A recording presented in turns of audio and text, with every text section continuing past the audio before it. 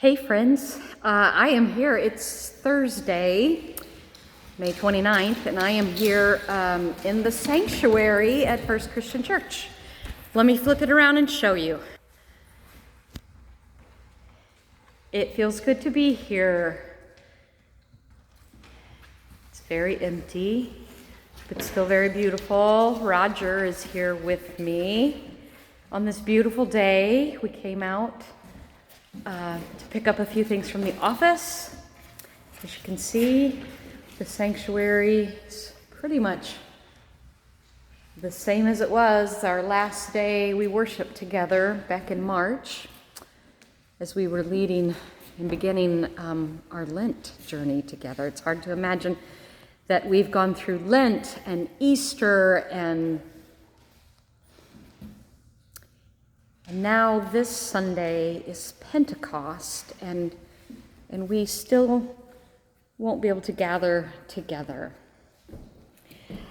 I just wanted to, the governor made some new announcements yesterday on Faith Communities gathering, and I just wanted to touch base with you and check in and let you know what I'm thinking, what the Leadership Council is thinking, and you'll also be receiving, hopefully attached to this email that the video comes in, there'll be a letter from our Leadership Council and moderator Mindy Chambers and myself, and some update and news from Cheryl Moore from our bylaws team. But I wanted you to know, though the governor has made it possible for religious communities to gather with with a lot of restrictions and a lot of guidelines, I don't feel like it's the right time for us to go back. I don't want us to rush back to this. I want to be back in worship with you, but I just don't feel like we have the ability and the plan in place yet to be able to really, to effectively manage the restrictions that we need to have in place for safety. There's a lot of things that we need to think about.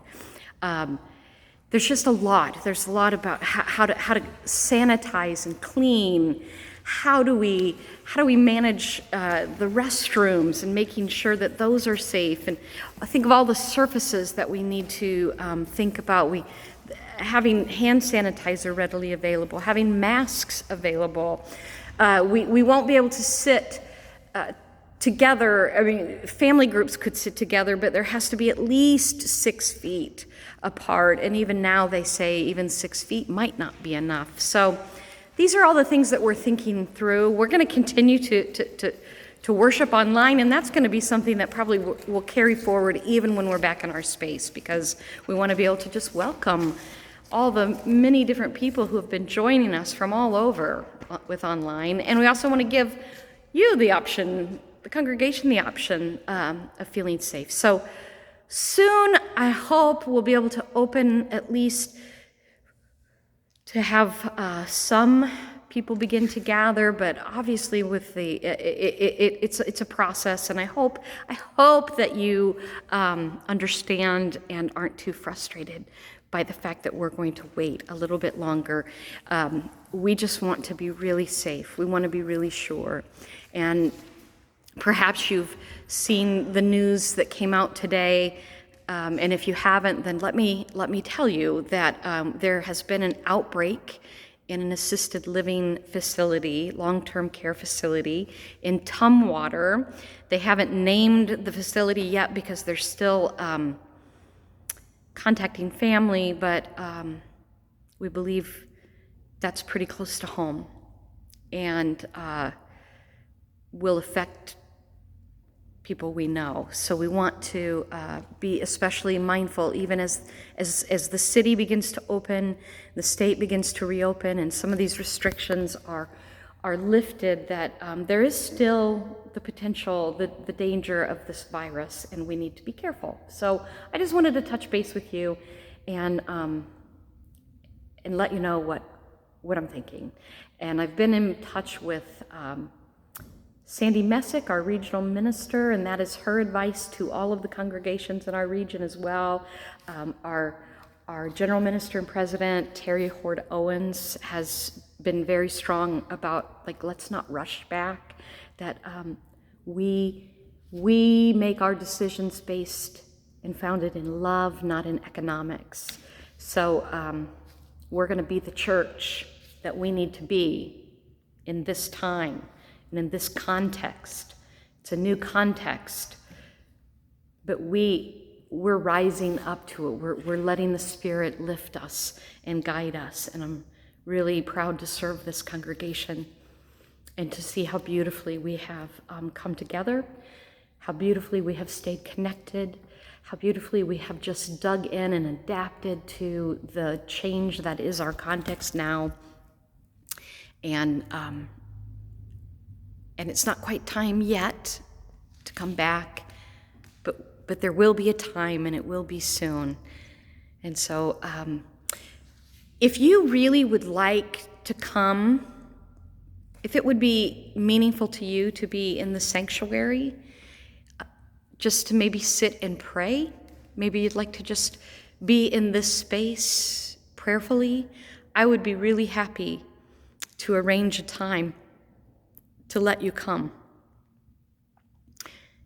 and just be here for 20, 30 minutes or so, just to sit, just to pray, just to be in the space, and to make sure that it's a safe space to do that in. We'll do it privately. We'll make sure that people, we're not gathering together, but we're having slotted times for people to come. So please reach out to me if that would be meaningful to you. I would love to be able to allow folks to come in individually and pray. In the meantime, let's continue to pray together from where we are.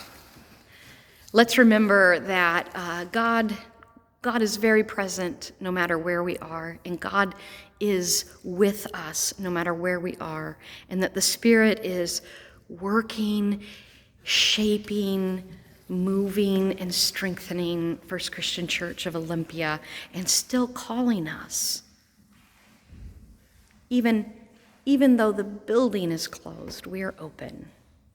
So I'm going to flip it just back around and let you take one more look at the sanctuary. And I'll just say, I hope that you are enjoying this beautiful day, and I hope to see you all on Sunday as we celebrate Pentecost, and we'll have a special, very special day with Karen Ferguson joining us for worship and bringing a word. See you Sunday. Blessings to you all.